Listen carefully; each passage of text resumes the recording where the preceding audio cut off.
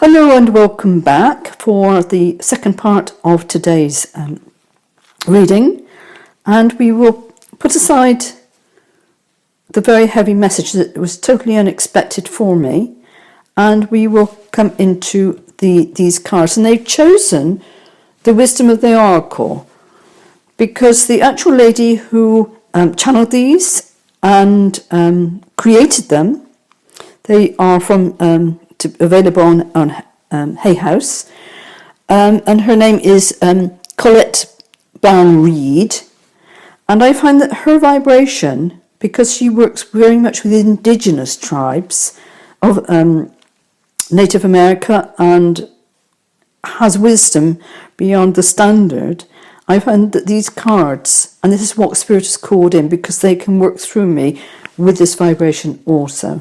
So we'll start by doing a 2-card reading, and then we will take one of these, which is the Daily Healing card, for confirmation, they are saying, as to what they are going to cover. So we will start with a fork in the road, and this is number 13. For those who are into numerology, I don't tend to be knowledgeable on numerology, and if I need to understand why I'm seeing many numbers, it's a question of a trip to research on the various platforms, Google, etc. And what 13, which is a very powerful number in itself, is a completion within the Etmerian journey. Not the 10, it's the 13 that will provide you with a completion. It means to say that matters on your journey need to step onto the other 3 in order to find the true foundation of who you are. So this is the 4, which is often known as the foundation, and you are working to the 13th stone. If we're talking masonry, I don't know much about masonry or anything to do with the powers that attach themselves to that side, but I am being shown it as the keystone, which is the ultimate of your own journey. And if you have a missing keystone, it means to say that in the building of an ark, you cannot support, and it will crumble down. And this is what's been going on lifetime after lifetime. It's the missing keystone, which is the 13th level of your journey and not the 10th. You are still short of building a powerful base foundation for yourself. So do look into what goes beyond those. What does your heart tell you? What are you being drawn towards? And we come to a fork in the road, and this has come to many civilizations, and we are talking about the 3rd dimension realities and what will happen if people choose to go in there. And we are on a personal journey, so if a person, a family member or a dear friend chooses to go that route, that is fine. It just means to say that they are being very much controlled, and often there are small devices set within the brain just to lead them off track. But everyone will be rescued when we go home, which is not about to happen just yet. Everyone will be coming, good and bad alike. The balancing of the dark and the evil, the dark and the light, into the one, the balance beyond time. Okay, so where are we going now? This is purely channeled, as I said, and we are talking about these devices, these little black cubes that are often transplanted and be known because it's on another frequency set within the minds of many people. And so they are not under their own power of free will. They have not reached their keystone, their mastery of who they are. And The trend at the moment is to take people into the AI system, as is well publicised. And what will happen for races that go into the AI system? And there are many people being abducted because those of a future timeline, of a distant timeline, and a different species altogether have handed over their soul into the AI. And then they become soulless beings. What does it mean to be a soulless being? It means to say the fact that you have given your power away to the shadow. You have no power over you whatsoever. You panic, there's a rescue plan.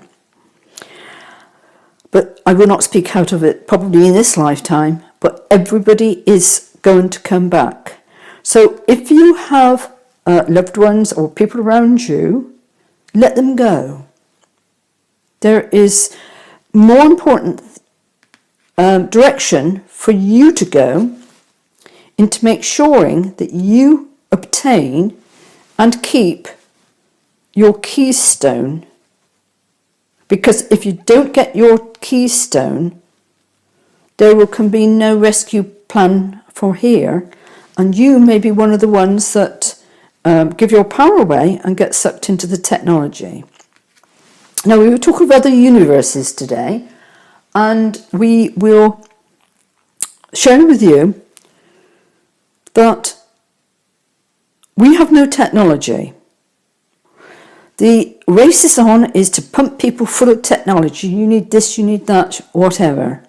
It has a very jagged, cutting vibration, whether it's money, whether it's technology, and we are within a computer stimulated game. This is a game. The whole of this reality is a game. It's often known as the game. And we are part of this computer reality that's going on. This is what the shadow has created because they are unable to create the universes that have no technology in them. In the universes that is not from this lineage, we will step out of this lineage and we will go back up through. In fact, there are no other. That's interesting. I just hit a crystal. What sound is being vibrated here? They have memories. They have memories. They have been knocked away. Okay. I am actually being prevented to speak out at this moment in time about life without technology, which is of a much higher vibration than we have in this world and where this is going. I am forbidden to speak of it. But this will not always be. And I will honour the fact that I am in your universe and not my own. But I have memories of my own also. And I'm going to literally move on to the next card. Spirit seems to be very powerful in what they're actually delivering through. Oh, and this is very good. No peace like home. And this is a 50, which equates down to a 5. And in certain circles, a 5 is known as conflict. In the reverse star, it is known as, but not within my own system, it's known as the devil. It is what is going on around us at the moment. And we need to flip the 5 over 10 times, because it's 50. That's what they're saying. 10 times to be able to find the peace within the Venus sign of love. Oh, right, okay. In our lockdown, we have the power to revisit peace in our own home. There are lots of families of reports of family domestic violence and suicides, or people being taken out,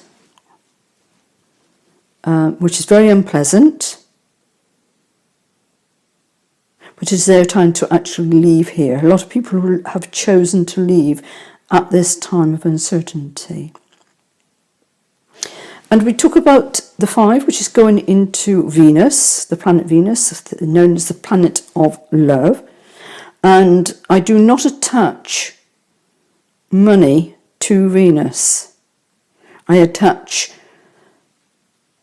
the flip side is abundance, and it has been abused by the shadow side to ensnare people into the money side. We will talk on this in depth on another time, on to one of the courses that I am putting together at the moment, and for those who are interested in knowing more on these matters. And Venus is one of, I think it's about 5 or 6 planets that is now, as we speak, going into retrograde. Saturn goes retrograde on the 11th, I believe, and many of the big ones, which is social, and also the little ones, as in Venus and the Mercury, which we will know later on in the year, are all going to be going into retrograde, and we are also entering the season of eclipses, and we have quite a number of eclipses ahead of us. Eclipses on top of Scorpio will take you very, very deep. In an eclipse, we will have access, even though the moon is known as a shadow, it will actually give us access to the shadow with the energies in order to be able to wake up as to what we have been feeding our energy into, and to choose a better home for our creativity. If you are in the waking up mode, which if you're watching this I would imagine you are, it's actually revisiting your passion, your creativity, in order to be able to come out. I think the whole package of retrogrades and the shadow eclipses is going to take us right to the end of the year, certainly into November. So this is not a hurrying time. And what happens with the planets going retrograde is the fact that planets will go back, revisiting everything. This is not for going forward and planting new seeds. This is revisiting everything that you have created within your life, what's worked, what not worked, and where to put your power in. Then it will turn and it will come back. So that's 3 times you planted the thought, you go back to be able to revisit it, and then it goes forward again. And often I think, but I'm not 100% certain, that the Venus one is going to be in Gemini for 4 months, going back. It came forward, then goes back, and then comes forward again. That means we have 4 months at a dark, deep place where we can start to uncover who you truly are. Take the most of this time, do not fear it, and embrace it. And do not attach yourself to what has been done to you in order for you not to shine. This is not your fault, because what has gone on is the fact that your light has been fed upon. And the more light you have, the heavier in your lives have you been hit to prevent you from absolutely shining the truth of who you are. And I'm going to pull one card to finish off here, this very, very heavy reading. I do apologise for those who prefer something a little bit lighter, but the journey means to say that perhaps you need to decide at the fork in the road, where do you want to go? Where do you want to go? You have choices. It's entirely up to you how you want to go forward. Okay, they are ready. They want me to take this one here. And this one says, make clear, calm thinking your goal, which reflects what we are at. Make clear. Go deep into the Scorpio. Step out of your comfort zone, but with a calm, free of fear thinking as to where are you heading now? What are you here to do on this planet? What do you want to do in your lifetime? Because now is the time for you to shine. And I will leave that one with you, and we are embracing these very, very heavy times, and all I am is the messenger to deliver what it is that comes through me. And I have no agenda myself. I am just a pure channeler of source, collective source, through what it is that needs to be delivered. So do have a fantastic day. Do ponder deeply. Stay safe, and may your heart star shine brightly.